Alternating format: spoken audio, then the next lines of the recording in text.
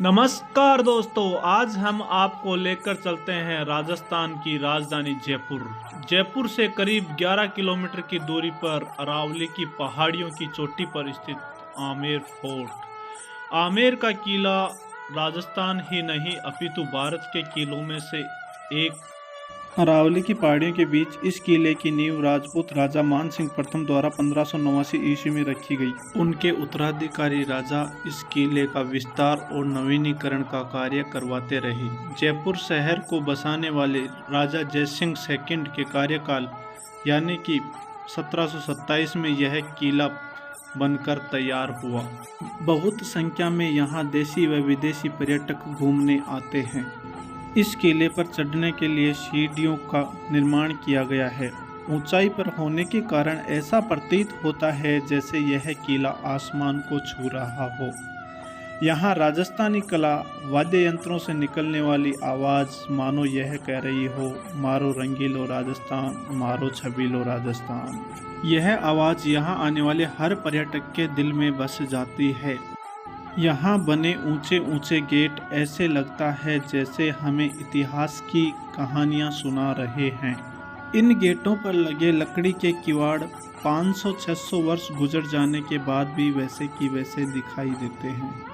इतना सुंदर और विशाल परकोटा लिए इस किले की दीवारें और दरवाजे ऐसा लगता है यहाँ के इतिहास और वीरता का बखान कर रहे हों। दरवाजे को पार करते ही यहाँ भैरव जी के दर्शन करने को मिलते हैं। लंबी चढ़ाई चढ़ने के बाद हम पहुँचते हैं इस किले के प्रवेश द्वार सूरज पोल में।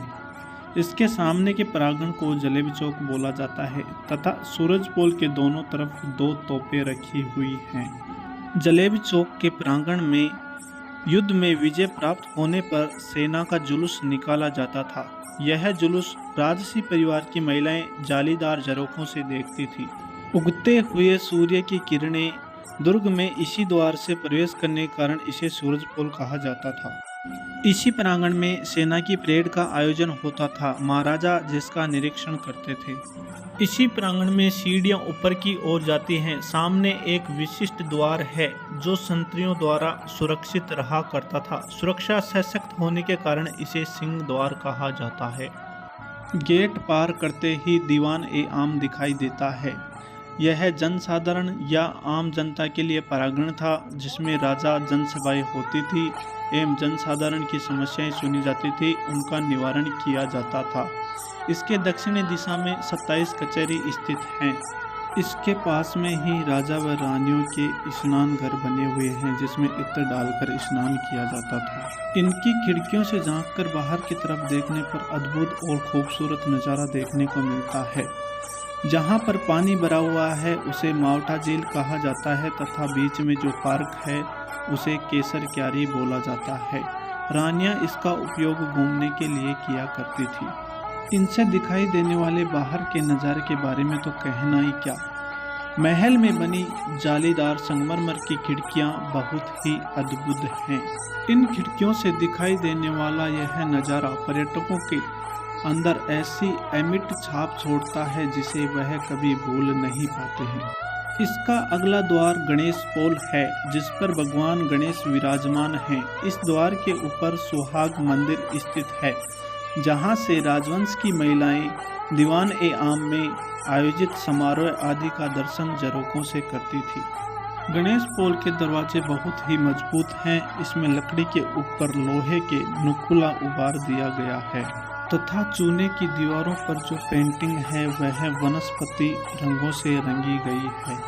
चूने की मोटी दीवारें होने के कारण इस महल में आज भी गर्मी का एहसास नहीं होता है।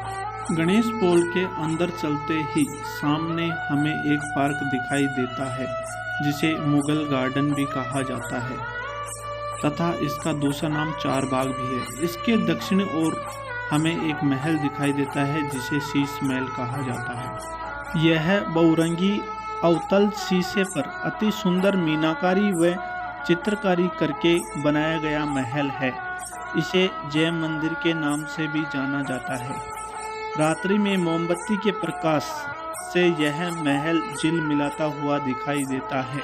तथा रानियों को तारे चमकने जैसा एहसास कराता है। इस कारण इसे शीश महल कहा जाता है। यह महल बहुत ही सुंदर आकर्षक दिखाई देता है। शीश महल के सामने एक और महल दिखाई देता है जिसे सुख निवास या सुख मंदिर कहा जाता है। इसे हम आते समय देखेंगे। इसके सामने जो गार्डन बना हुआ है वह मुगल गार्डन कहलाता है। मुगल गार्डन हरा भरा होने के कारण देशी और विदेशी पर्यटक यहाँ पर अपनी तरह तरह की फोटोएं खींचते हैं। आगे चलकर हम एक सकरी गैलरी से निकलते हैं जो मानसिंह महल में प्रवेश करते हैं। इस महल में मानसिंह जी की रानियों के लिए अलग अलग महल बने हुए हैं। इस महल के मध्य में एक बारहदरी का निर्माण किया गया है जिसमें रानियां आपस में बैठक करती थी तथा इसका उपयोग मिलने जुलने के लिए किया करती थी। इस महल में प्रवेश करते ही अंदर एक भूल-भुलैया बनी हुई है जहां महाराजा अपनी रानियों एवं पटरानियों के साथ हंसी ठिठोली व आंख मिचोली का खेल खेला करते थे। राजा मानसिंह के कई रानियां थी।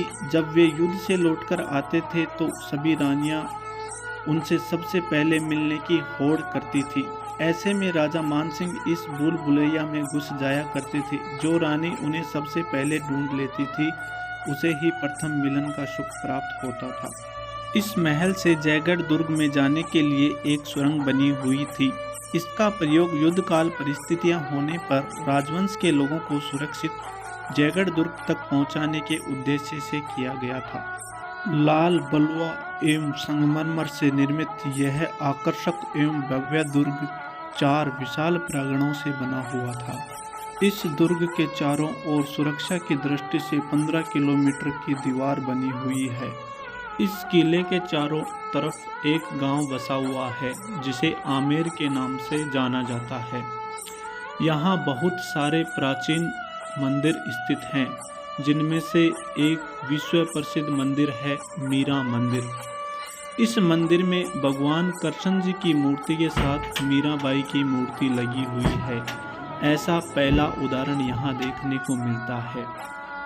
गणेश पोल के ऊपर सुहाग मंदिर में एक दूरबीन लगी हुई है जिससे जयगढ़ का नज़ारा स्पष्ट दिखाई देता है। जून 2013 में आमेर किले को यूनेस्को द्वारा यूनेस्को विश्व धरोहर स्थल सूची में सम्मिलित कर लिया गया है। अब हम आपको लेकर चलते हैं सुख महल या सुख निवास। शीश महल के सामने बनी दूसरी इमारत को सुख निवास या सुख महल के नाम से जाना जाता है। इस कक्ष का प्रवेश द्वार चंदन की लकड़ियों से बना है। इसमें जालीदार संगमरमर की खिड़कियां लगी हुई हैं। यहाँ महल के ऊपर एक पानी का टैंक बना हुआ है जिसे झरने नुमा मार्ग द्वारा पानी ऊपर से नीचे की तरफ गिरता है। खिड़कियों से आने वाली गर्म हवा इस कारण ठंडी हो जाती है तथा भवन को शीतल बना देती है तथा यह जल क्यारियों में होता हुआ मुगल उद्यान में पहुंच जाता है। इस गेट का परिचय हम आपको पहले ही करवा चुके हैं। इस गेट के ऊपर बने सुहाग मंदिर से रानियां इन खिड़कियों द्वारा यहाँ लोक नृत्य और आम सभा का अवलोकन किया करती थी। राजस्थान ही नहीं अपितु पूरे भारत में यह पहला ऐसा किला है जिसमें हाथी सवारी की जाती है। यहाँ नीचे एक स्टैंड बना हुआ है जिसे हाथी स्टैंड के नाम से जाना जाता है। सुबह के समय में 90 से 100 हाथी यहाँ पे रोज आते हैं तथा पर्यटकों को यहाँ पर हाथी की सवारी का लुत्फ मिलता है। यहाँ पर प्री वेडिंग शूटिंग और फिल्मों की शूटिंग होती है। यहाँ प्रसिद्ध फिल्म बाजीराव मस्तानी, मुगल आजम, जोधा अकबर, शुद्ध देसी रोमांस और बुल भुलैया आदि फिल्मों की शूटिंग हो चुकी है। जलेबी चौक के दाहिनी ओर भव्य एवं छोटा मंदिर कछवा राजपूतों की कुलदेवी शीला माता का मंदिर है। इसके मुख्य द्वार चांदी के पत्थर से मंडे हुए हैं जिन पर 9 दुर्गा देवियों व 10 महाविद्याओं के चित्र बने हुए हैं। माता जी के यहाँ पर आज भी शराब चढ़ती है, इसलिए यहाँ पर रोज मदिरा का चन्नामत मिलता है। मूर्ति के संबंध में एक कथा अनुसार जब महाराजा मानसिंह को बंगाल का उत्तराधिकारी बनाया जाता है तो जैसार के राजा को पराजित करने के लिए शीला माता मूर्ति की पूजा की गई। पूजा के बाद 54 में राजा को विजय प्राप्ति होने का आशीर्वाद मिला तथा समुद्र से शीला की मूर्ति निकालकर उसे स्थापित करने का आदेश दिया गया। उसके बाद महाराजा मानसिंह द्वारा बंगाल से वह मूर्ति लाकर आमेर के अंदर इसकी स्थापना करवाई गई। तो दोस्तों, आपने अगर आमेर महल देखा है तो यहाँ की कलाकृति, नक्काशी, महलों का चित्रण, यहाँ का चारों तरफ का नज़ारा आप कभी नहीं भूल पाएंगे। अगर दोस्तों ने कभी आमेर महल नहीं देखा तो हमने इस वीडियो में संपूर्ण आमेर महल उनको दिखाया है। आगे बात करते हैं दोस्तों, नीचे की तरफ चलते हैं तो मावठा झील हमको दिखाई देती है। इस झील के पास एक पार्क बना हुआ है जिसे दल्लाराम पार्क बोला जाता है। यह पार्क बहुत ही खूबसूरत है तथा आमेर की शोभा है।